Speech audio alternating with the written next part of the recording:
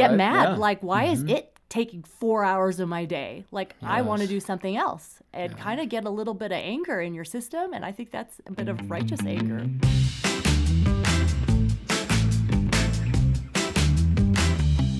Well, hi and welcome to Practice Makes Parent, where we understand it's not about perfection, but about transformation. I'm Dr. Danny Huerta. And I'm Rebecca St. James.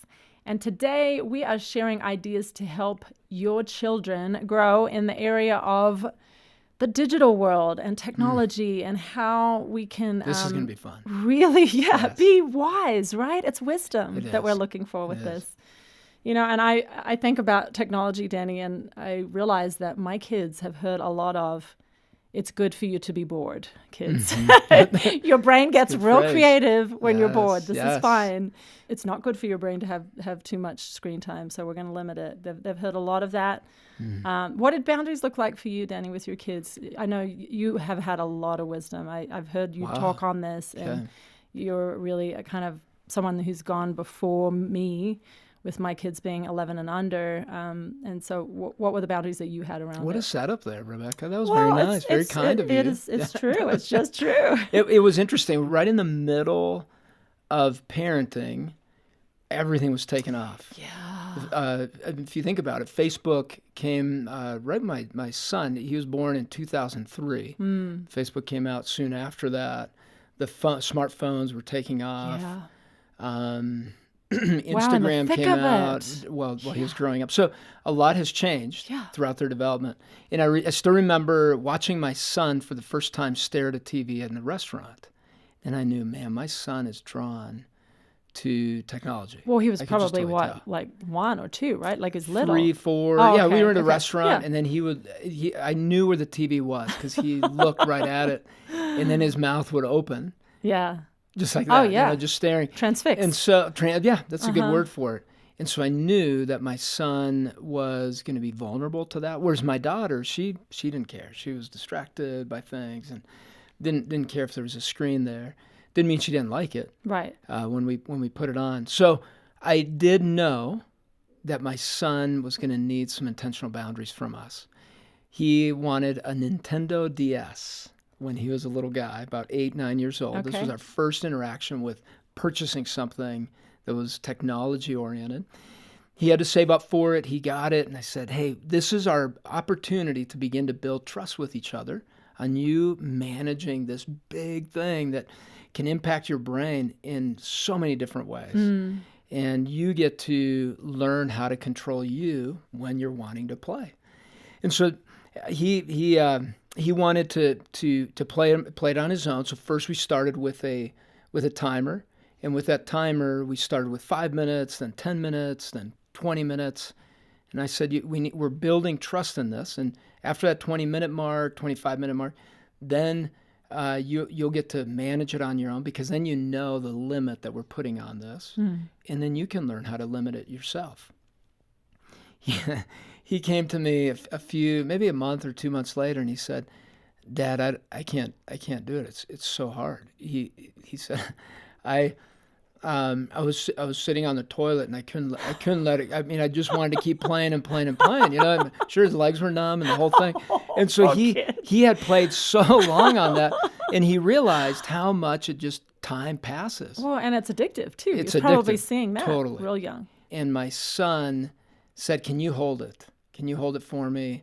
And can we try it again another time? But I need to take a break." Wow. He knew that. What a kid.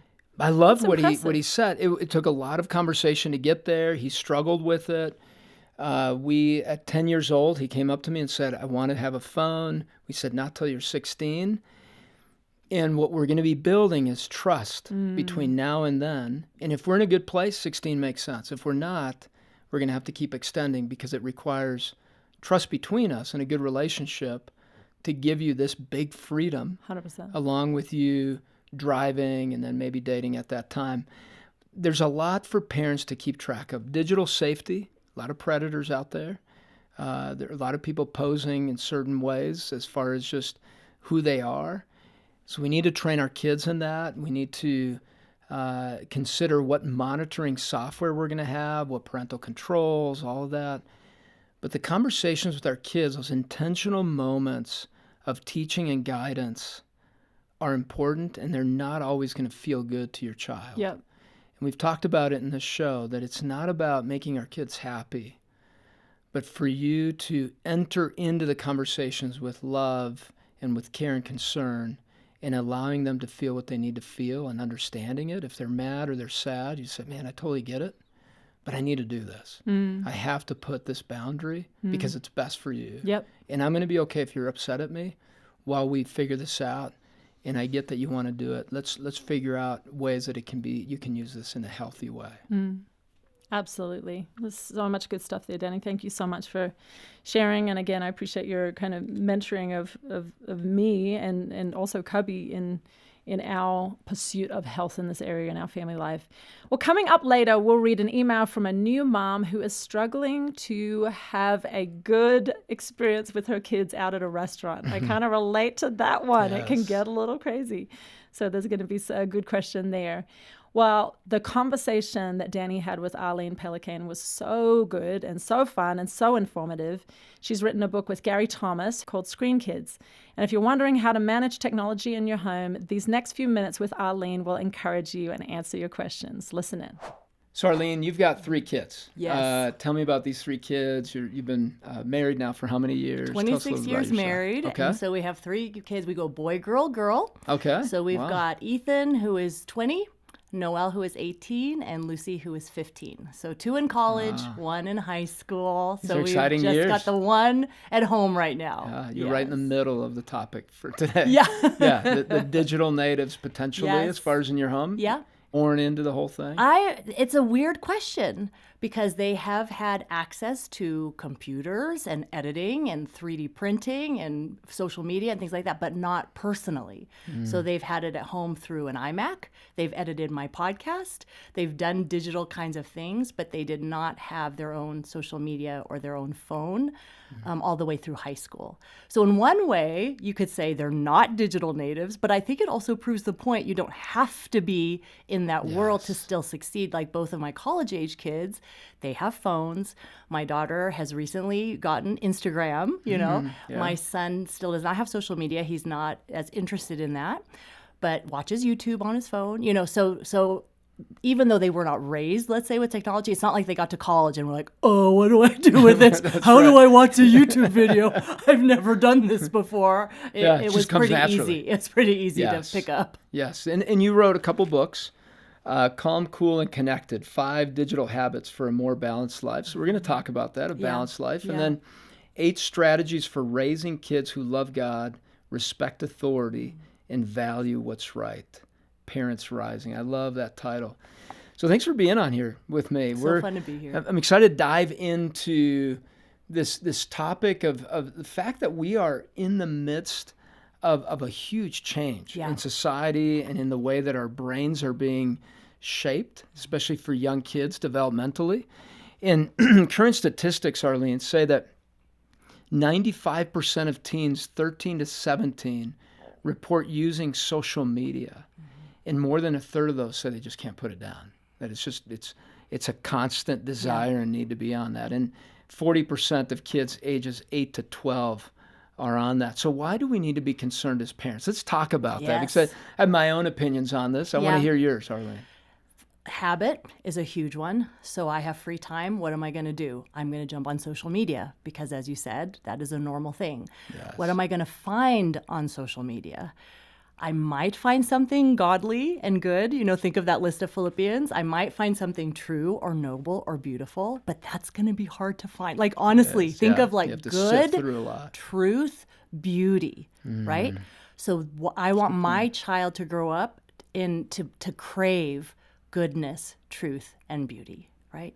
So when they're on social media, whether they're 8 or 18, and they open that up, honestly, for all of us, if we look through that, how much goodness, truth, and beauty did we find? And especially what's marketed to a 13, 14, 15, 16, et cetera. You know, so we are opening up this porthole to all this really, I mean, at best, cute little things that mean nothing.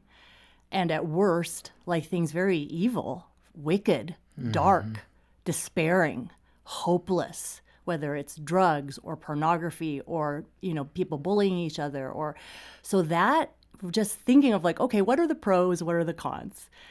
And your habits. Do I really want my child to have no hobbies, no other interests, no relationships with other people because they're on social media?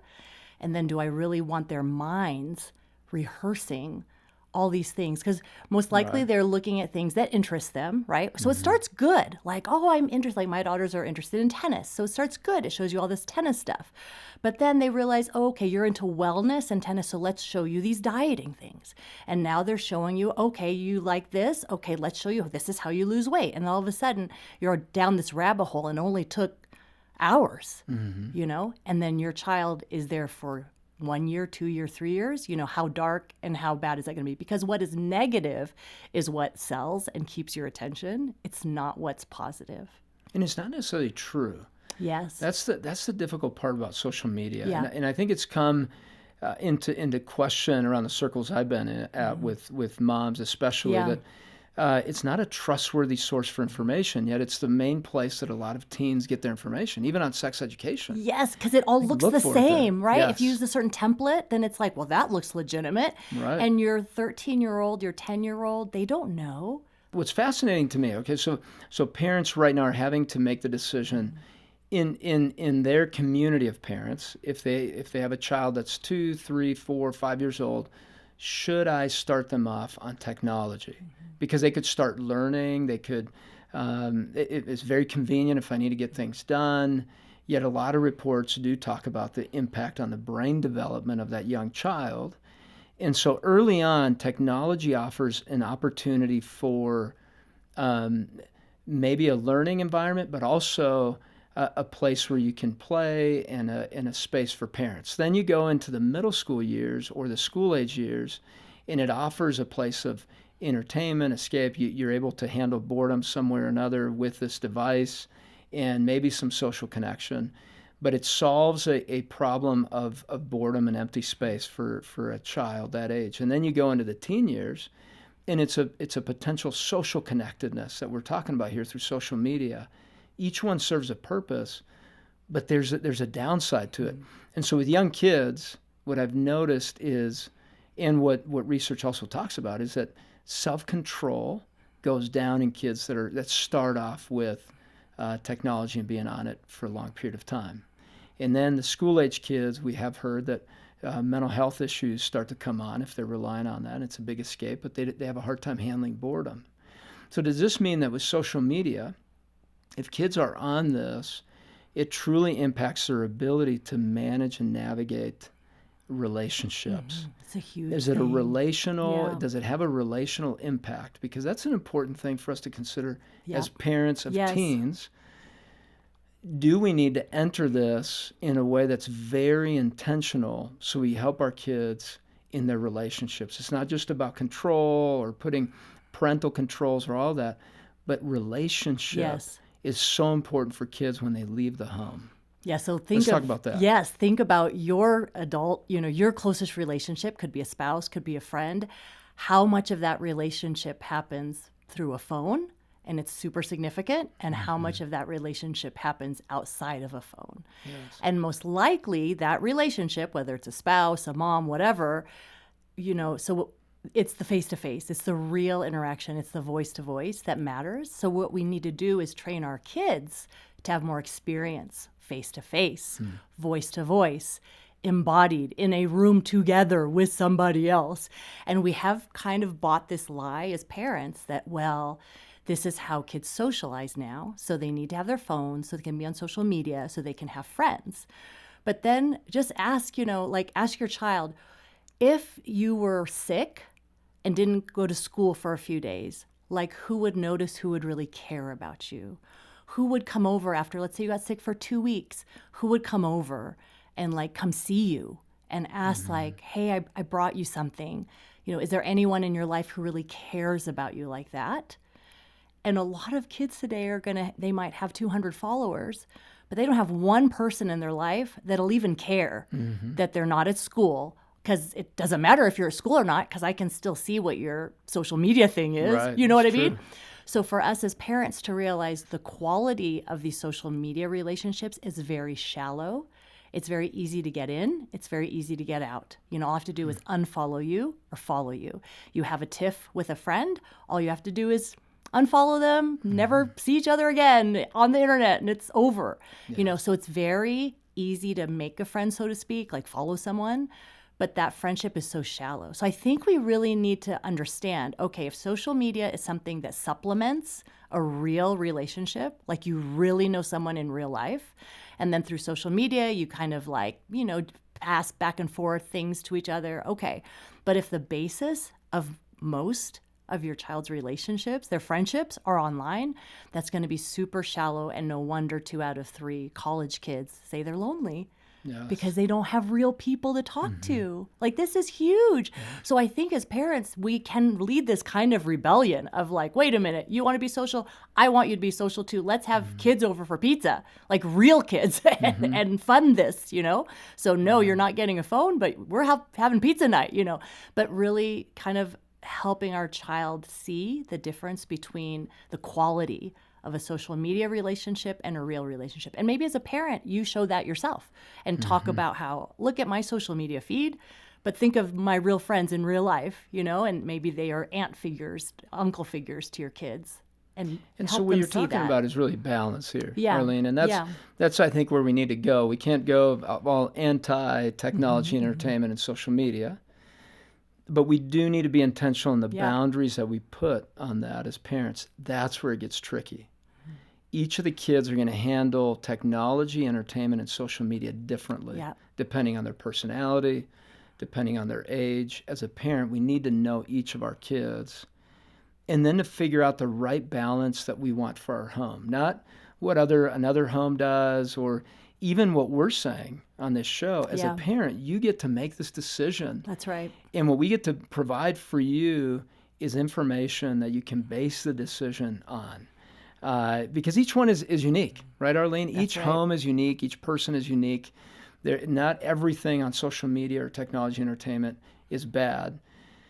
But there are some things that we need to keep in mind as parents. Now, one thing that I've read a lot about in my time as a psychologist working with families is parental monitoring.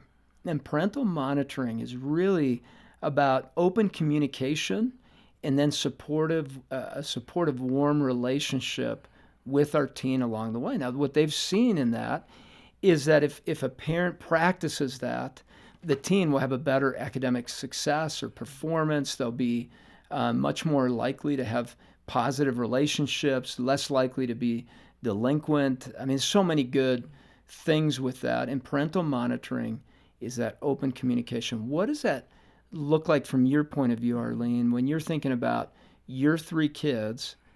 What are some examples of open communication around this topic that we can have in our home? Yeah, I'm going to go 2 places here. So for us, as the kids were growing up, it was no phones, no social media through high school.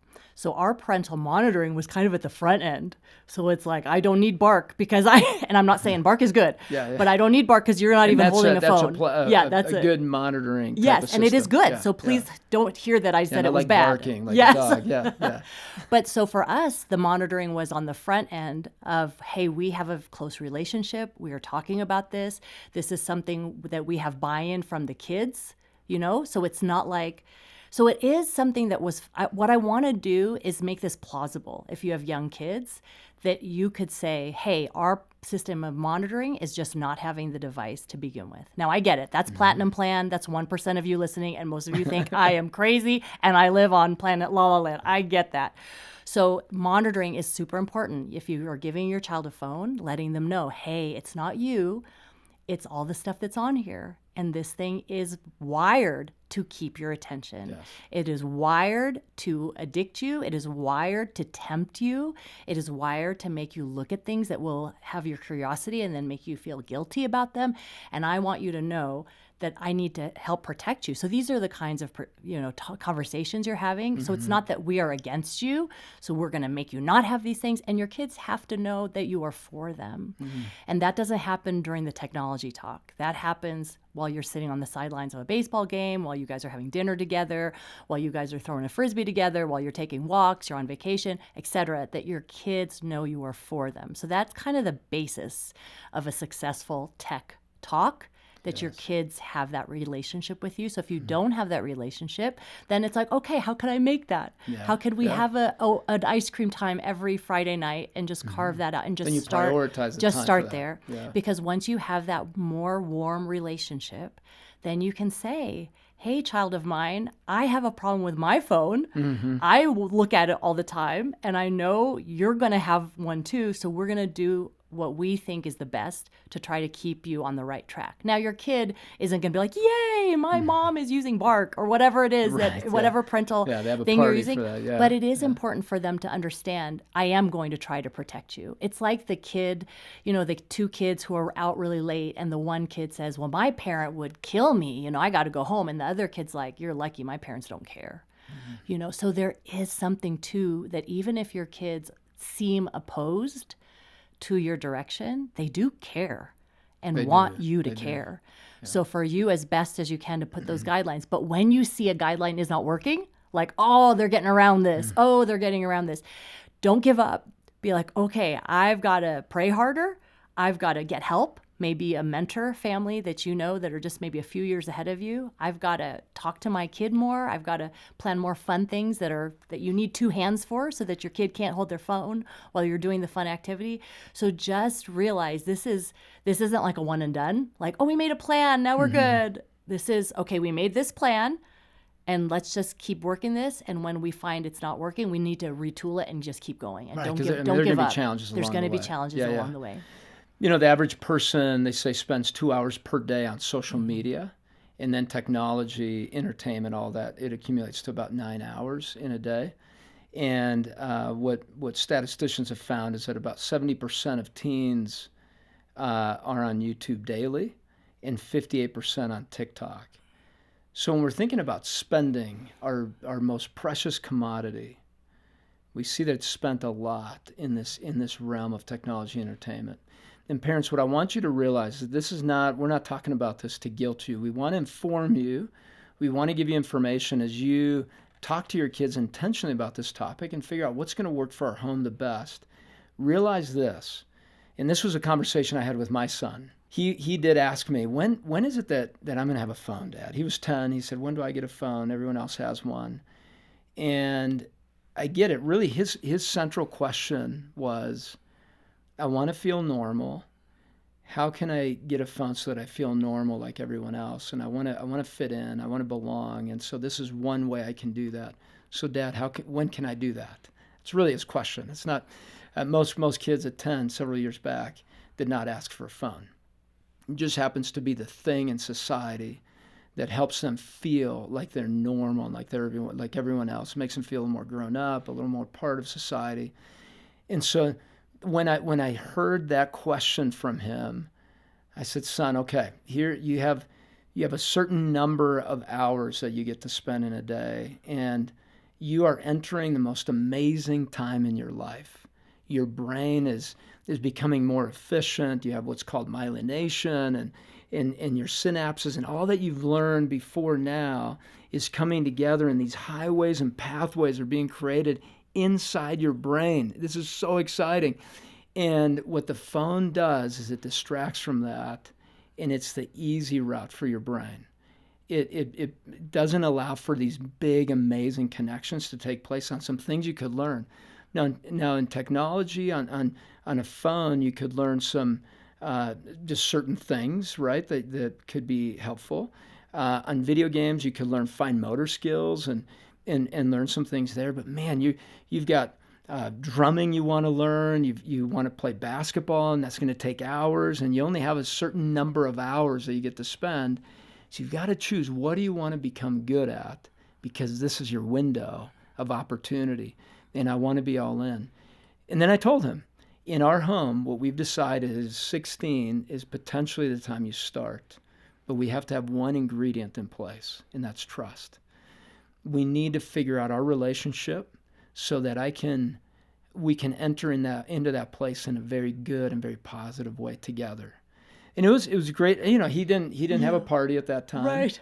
And he said, "Dad, I love the idea." He just looked at me for a little bit. Like, he for was real? just staring at me, but he got it. And I said, "Look at your friends. See what difference it makes because you've known them before, and now after the phone, see the changes." And about a year later, he was saying, "I don't like it when they don't listen to me. They start looking at their phone when we're in conversation.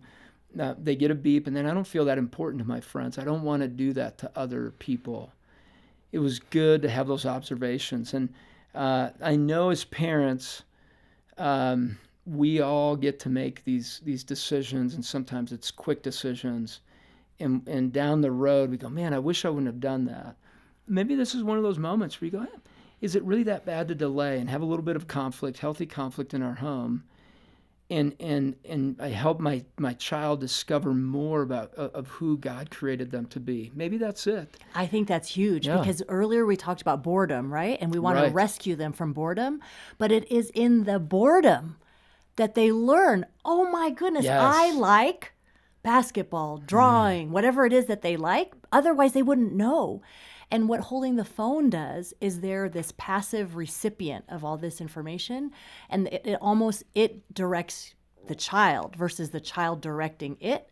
Yes. So it's kind of showing this is what you should be interested in. Mm-hmm. So it's just kind of like, oh, okay, the child's along it makes the decision for them. Yes. And instead, in the boredom, you're going to get like this amazing artist or this mountain biker or this future architect. Like that person's going to come out.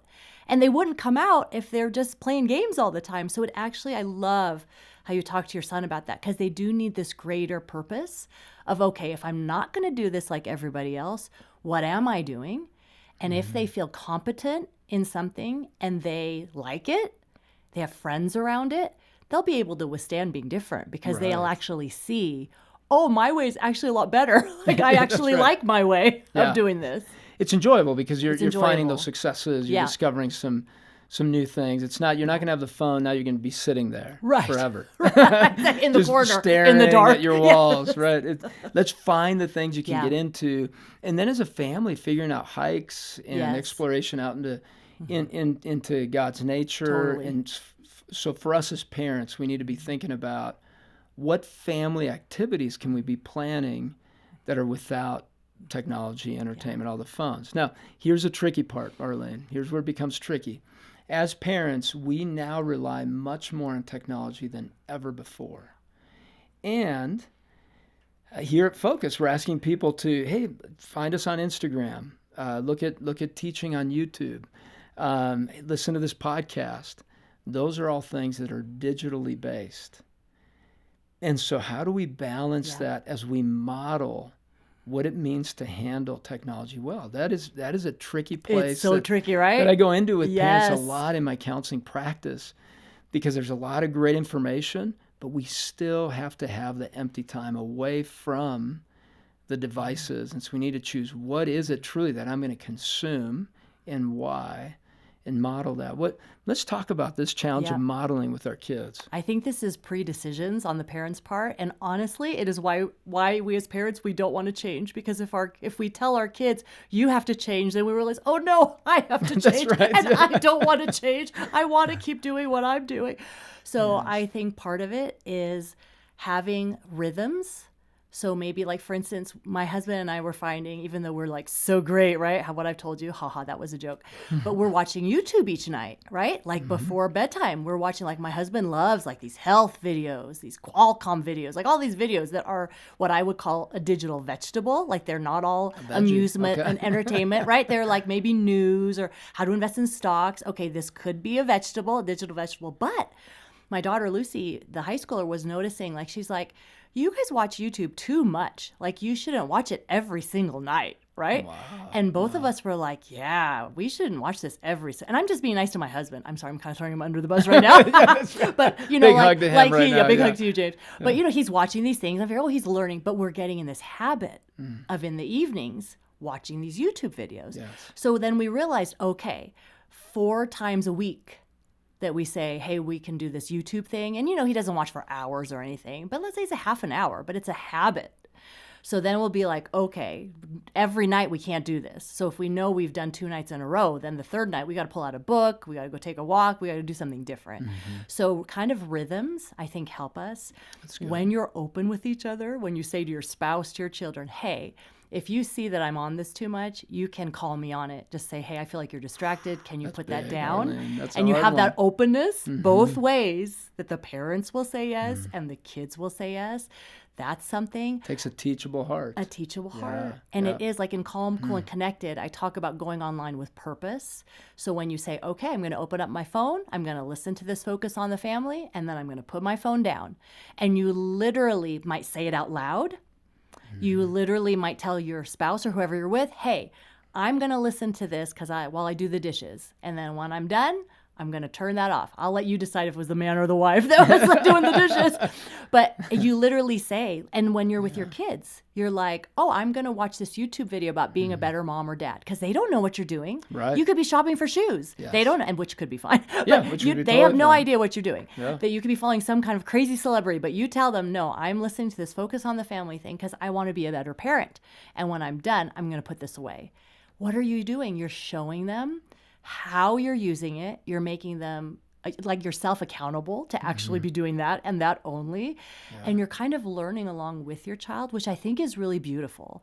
So label what you're going to do, say it out loud to someone. That's good. Even when you're alone, you could say to yourself, okay, Arlene, let's do this. Let's check this. Then let's get off. Sometimes I like the imagery of a hot potato. Like that tech is a hot potato, get what you need done. And then, okay, get out before it gets you, before it pulls you in. So it's out. truly owning the technology entertainment rather than it owning you. Yeah. Kind of And get it's mad. you own it. Get right? mad. Yeah. Like, why is it taking 4 hours of my day? Like, I want to Yes. do something else. And kind of get a little bit of anger in your system. And I think that's a bit of righteous anger. The open communication about this, the teachableness is so key. Yeah. And if you're listening and you're thinking, yeah, maybe I haven't heard my spouse, or you've been hearing other people complain about the time you've been on tech, maybe open up the possibility that maybe it's been too much time.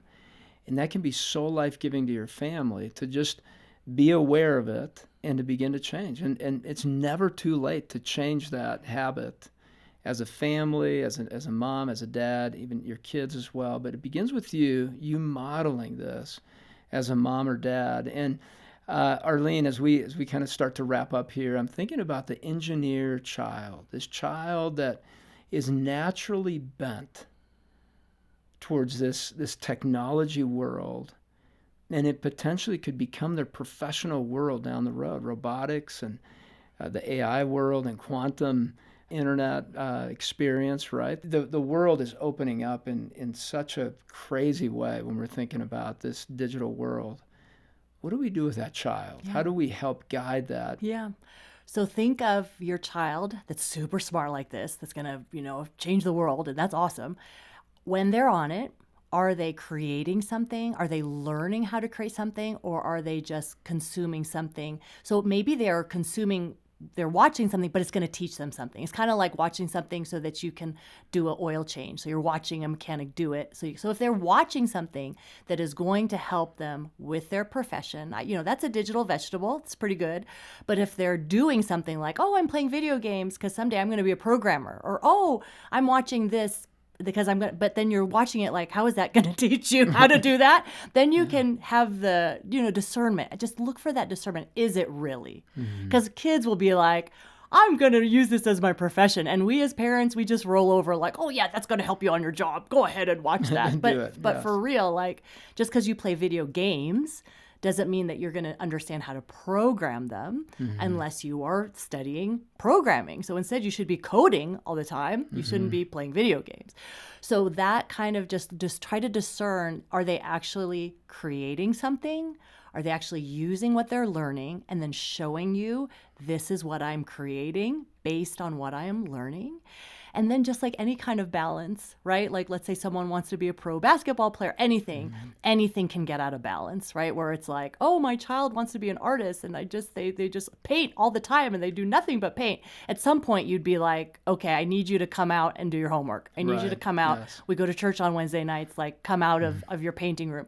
So whatever it is, and it just happens to be technology, which is more dangerous than painting because it's very easy. It sits in your pocket, where many hobbies, right, they're big things that you can't carry around with them. And that's the danger of this digital world being, and think of people who are in the profession. Yes, it's your profession, but you also need downtime.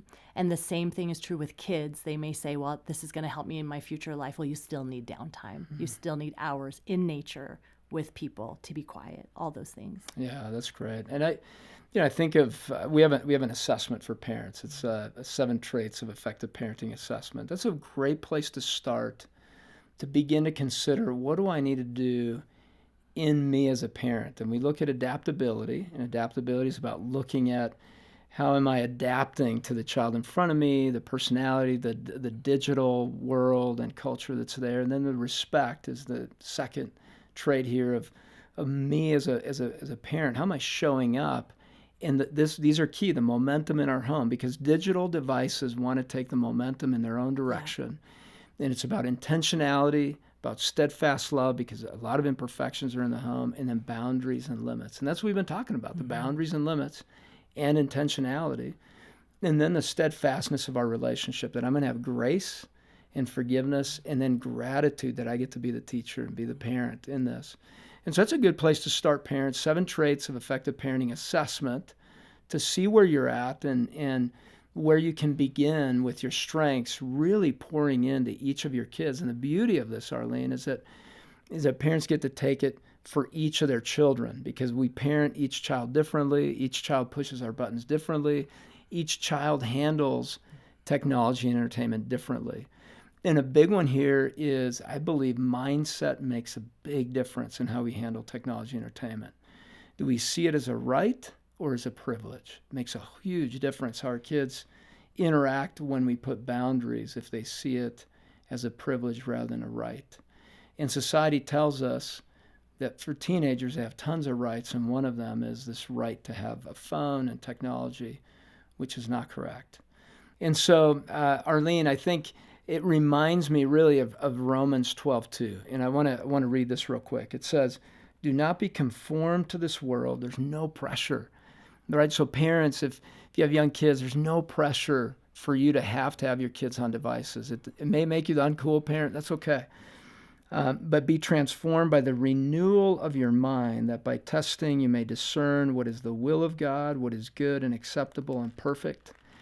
And then what's beautiful in that same chapter, verse 9, it says, let love be genuine, abhor what is evil, hold fast to what is good. And that's what you've been talking about. Let's look for the good things. Let's become discerners of that. And then let's teach our kids when something is in that evil place, that place where we need to have boundaries, because the impact to our soul can be huge. So, man, that takes a lot of attention and energy from parents. Man, you got this, right, Arlene? That's right. Parents, you've got this. It's something that seems complex, but it really does begin with you and what you can control as you're engaging with devices. And I think, Danny, we really are at this inflection point. You know, there was this study by the BBC asking 13 to 18-year-olds, and 37% of them said that smartphones should be banned for kids under 16, you know? And it's like, wait a minute, the kids themselves are saying, you guys should do something about this. So I think there is this point. Yeah. And talk to your kids about that. What do you think about that? Because it could really be a path of freedom for your kids. Oh, what a great homework assignment. Thank you, Arlene, for being with us. Wow, Danny, that blows my mind. 37% of these kids are saying they shouldn't have it under 16. These smartphones. That's really amazing to me, that they're aware enough of the dangers of it to go, I'm not sure that we should be having that. And to have that concern for younger kids, knowing the impact that it can have on their brains and their development. They're getting it. Wow. Hopefully policy follows suit. Yeah, it's great to hear. And I love Arlene. She's fabulous. I know her. I've got to hang out with her. And she really has a thriving family. And I see that on her. I see the joy.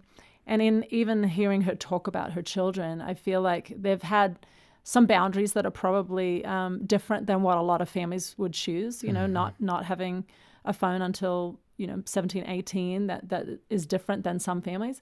But their kids are giving all this time that they would be spending on a phone to all these other hobbies, and they're thriving in that choice within their family. And it makes me just think that we each, as parents, have to be going to God for the wisdom as to how to be guardians of our kids' hearts and lives, and how to really, live out this guard your heart, because out of it overflow the wellsprings of life. Like we help our kids to do this, and praying specifically for our own families, because every family is going to be different, right? What Arlene has chosen, what you have chosen, what we have chosen, it's going to be slightly different. Template. And there's different personalities that, like you said with your son, are going to be more drawn to the screen than your daughter. So we've got to navigate it with Holy Spirit wisdom. But I just love that we're hearing this woman who said, we're just not going to have it, until they go to college, and their family's thriving. So we have choices, and we can be guardians of their hearts, and just going to the Holy Spirit for wisdom. I really heard that in this interview. I did as well. My son, he had said, I was just talking about this topic, and he said, Dad, what was really helpful for me was that you helped me look for a hobby early in life. Early on, we explored hobbies, and you had just mentioned that. Arlene did a great job unpacking the boundaries we need to be having with our kids, but also with grace. She emphasized this concept of grace. There's a lot of imperfection goes along with this. And it's not legalism. It's not legalism at all. I mean, each day provides us with a new reset, and that's the important part. From this conversation, I hope you're not walking away with shame and guilt, but with hope that each day you have a brand new day to reset, to start again, to try again. Technology and entertainment are not going away. It's with tricky, AI and all those things coming your way. But if you're a parent of a young child, hopefully this has brought up some alarms on the fact that it can rewire a person's brain, especially a young child. And what has been found is that kids that start early have a real hard time managing their behaviors and practicing self-control. And so we're seeing a self-control epidemic with some of the kids that started with screens from 0 to 3. So as parents, I think we just need to be considering, how does this interweave within our home, within our life, and what do we need to put in place? One thing that came up that I think is important as well is this engineer thing that is a reality. I know Arlene's son is an engineer. He's graduating early, brilliant mind, but the engineer mind is drawn towards screens. And my son, he wanted to be initially a mechanical engineer. His other friends that were more towards the engineer side were interested in the technology. The technology is fascinating, and it can have some really cool things to explore. So if you have one of those children that is an engineer, hopefully this gave you encouragement to put boundaries in there and to guide your child in a healthy way. It's not a yes or no. It's a how do we balance this out? And timing, wisdom on timing. Yes, that's key. Absolutely. Well, if you're listening and you would like to know more about Arlene, she's been featured on Crazy Little Thing Called Marriage with her new book, Making Marriage Easier, and she's also part of momlifeu.com. I was just thinking too, Plugged In here at Focus on the Family is such a wonderful resource. What an for amazing parents. team. I mean, these guys and gals are pouring their time into reviewing movies, reviewing books, reviewing video games to give you the information you need to make wise decisions and to guide your kids and your family in the consumption of media. And that is Plugged In. We have a great community there, an amazing blog as well, where you can learn a lot about what's going on in culture, and then great articles that are stage-specific to where your kids are at. Make sure you check out Plugged In. It's a great tool for you as a parent. And Adventures in Odyssey too, wonderful opportunity for families to listen to stories, right? It's screenless. I was just at a mom's group, and actually one mom asked this, and other moms resonated, and she was asking, Are audiobooks or audio stories, is that bad technology for our kids? And I said, absolutely not. That is fantastic. The theater of the mind, they're still creating their own pictures. Using their Adventures in imagination. Odyssey brings character, Yep. character traits, character stories, and biblical truths into the mix. Make sure you check out Adventures in Odyssey. Absolutely. And we'll put a link below for all of that in the show notes. Well, it's time for our weekly Q&A. This week's question comes from someone who wanted to remain anonymous, but they ask, "Hi, Danny and Rebecca. Now that we have kids, going out to dinner is a disaster. Our kids act like monsters, running around the restaurant, talking loudly, fighting, and even throwing things. People in the restaurant stare at us in disgust, and I don't blame them. What can we do to make going out to dinner enjoyable for our family and other restaurant patrons?"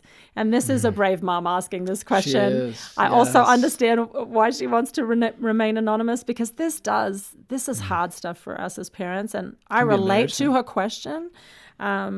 Man, it feels like sometimes when we go out to dinner, I feel like I'm just constantly correcting. Sit back down on your chair. Please don't do that to your sibling. Please lower your voice. You just do feel like it's a lot of work. And my husband and I have turned to each other. The kids may not be throwing things, but we have turned to each other quite a lot and gone, man, why do we do this? This is like Why do we torture asking ourselves for with this? punishment. Yeah. But I think there's also a time, like my mom used to say, I remember this, Danny, she used to say, we train our kids at home for the behavior that we want them to exhibit when we're out. So whether that's at the store and we want them to stay close and not be running off or drawing too much attention to themselves, or in a restaurant, we're training our kids at home. That's the training ground. And I think that's been helpful for me to remember. And then being consistent, I think, with the feedback, with the expectations. We often say to our kids too, and they've gotten a lot better. I mean, they really have now at the ages they are. But going into the restaurant, having said minutes before, this is the expectation. We expect you to be quiet. We expect you to be respectful of other people. Expectations We expect are you to key. stay sitting at the table. Yes. I think that has been helpful too. What would you say to this Those parent? are great. I would say rewind back and make it a privilege to go out to a restaurant. And It's so the good. way you can start with that is take one out at a time. Maybe it's one-on-one, or if you have a sitter for the others and the two of you take one out, and you have that successful time at the restaurant, and you say, hey, this is what it looks like. Isn't this good? This is fantastic. We love hanging out with you. And you make a big deal out of good. that great time together. And you learn about that child, about what they would need to have while you're at a restaurant. If you're having conversation with one another, with other people, what would they need? Would they need coloring? Would they need a fidget? What is it that they need to manage their energy? Yeah. Maybe even boredom. Boredom can be very stressful for kids. It's a stressful thing in the brain, so you want to help them know what to do with that boredom and how to handle it well.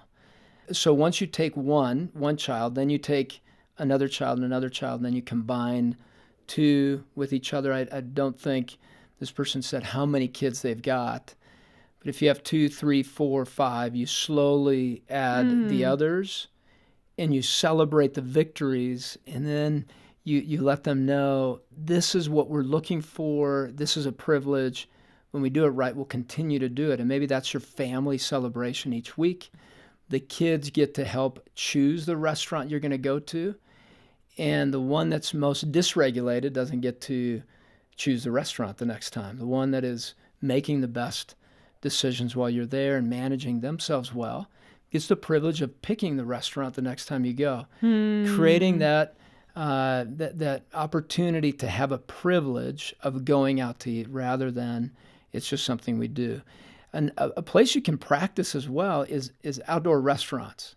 If you have 3 kids, and let's say this person has 5 kids and they're stretching it now with 3, go practice at an outdoor restaurant where you have a little bit more freedom. You can bring them back, and you can make that time fun. Some parents will bring a board game that the kids love, and while they're waiting for the food, they bring it out and they start to play the board game that the idea. kids love while you're waiting. Yeah. Great interaction. It's positive, great memory. Food comes, you put the game away. So try to find a game that would have the right timing for that as well. I love that idea, Danny. I've never heard of that. And you could just even leave it in your car so Yes. that when you go, it's just And that's right a there. special game you play only when you're at a restaurant. Danny, that's such a great idea. I love that. I think we're going to put a board game in our car and just kind of have it there handy and ready to go. I think that's fabulous. And thank you so much for your question. And even when you want to remain anonymous, you still get a free copy of Danny's great book, 7 Traits of Effective Parenting. And don't forget, we want to read your questions and comments online. Click the show notes and let us hear from you. Well, we hope this episode helped you in your parenting journey. And next week on Practice Makes Parent, we'll be talking with Ginny Cunyon about the worries and self-guilt that moms sometimes put on themselves. Yes, we do. Have you ever felt this way, Rebecca? Yes? We do. Yeah, I'm looking forward to that episode. And don't forget to check out Plugged In as a wonderful resource for your family. And remember, send us your comments and questions no matter where you're listening to this podcast. We'd love to hear from you. Thank you so much for listening. I'm Dr. Danny Huerta. And I'm Rebecca St. James. Join us next week for more tips for transforming your parenting on Practice Makes Parent.